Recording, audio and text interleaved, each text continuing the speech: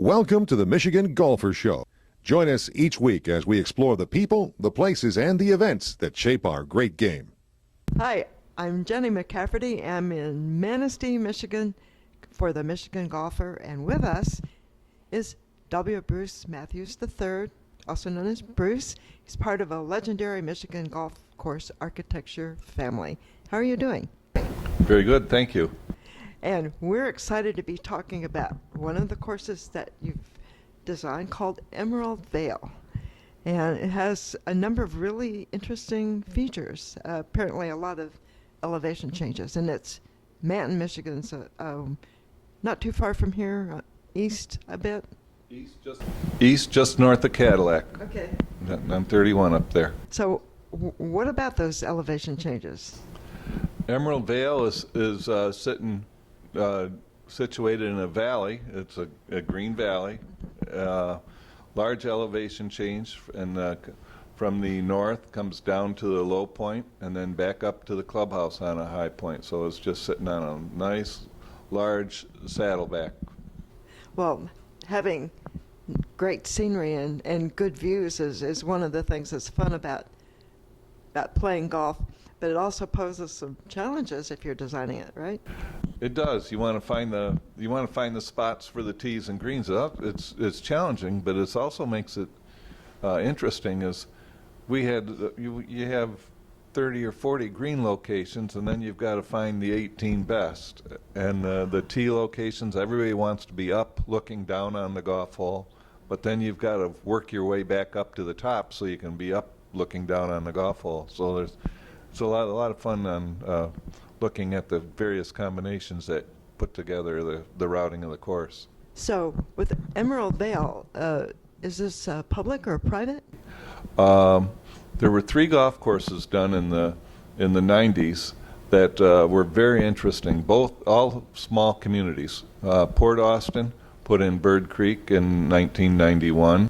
Farwell put in Eagle Glen, and Manton did Emerald Vale. So was the point of the course to be for locals to play or to bring tourists in?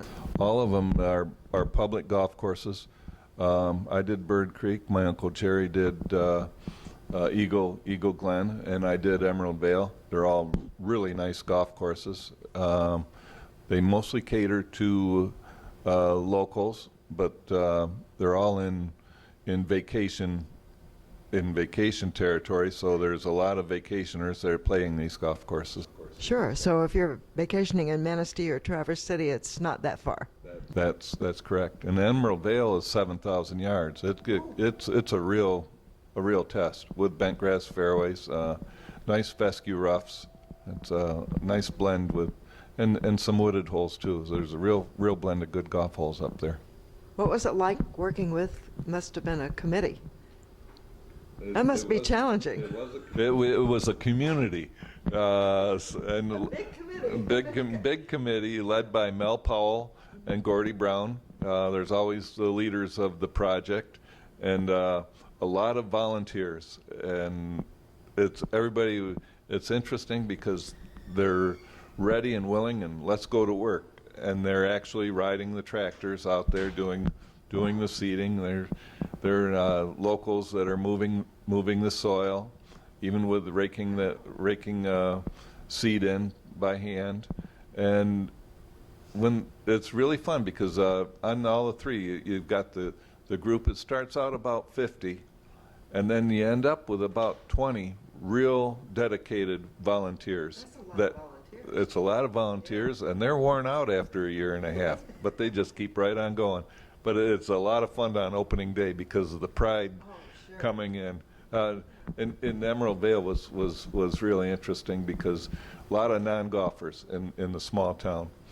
On opening day, everybody came and they've had their T-shirts painting "I love golf" and their tennis shoes. It's a different type of golfer. You know, it's John Q. Public ready to go play the game, and they'd worked on the course. They're ready to play the course, and that's how you grow the game. It was really interesting. So it really sounds like there are quite a few more new golfers. On those types of new courses, They get new golfers, but they become seasoned golfers very quickly, and the wardrobe changes. That's funny. So in a case like that, you've got the ground, which is always going to determine your design, and you've got the community. Does knowing who's going to be playing that course affect what you're thinking as you're designing it? No, I want the best golf course I can build Okay. for the budget that I have. The only thing that's different on a smaller budget is the amount of features that you can put in, the amount of ponds, the amount of bunkers, which add to the cost of the golf course. They also add to the cost of the maintenance of the golf course and the operations. So I'll design a golf course, and sometimes the soil conditions, such as Emerald Vale, very sandy.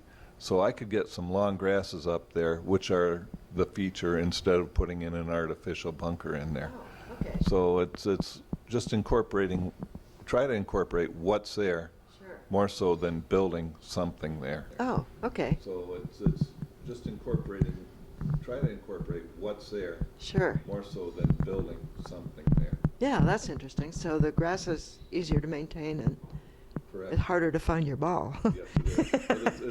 Yes, it is. But it's also in the sandy soils. It's also thin enough that you can find the ball. Oh, of course. Yeah, that makes a lot of sense. So, Emerald Vale in Manton, just east of Cadillac, Just north of Cadillac. north of Cadillac. Yep. And anybody can play, so there you go. And it's a very pretty golf course. Thank you, Bruce. You're welcome.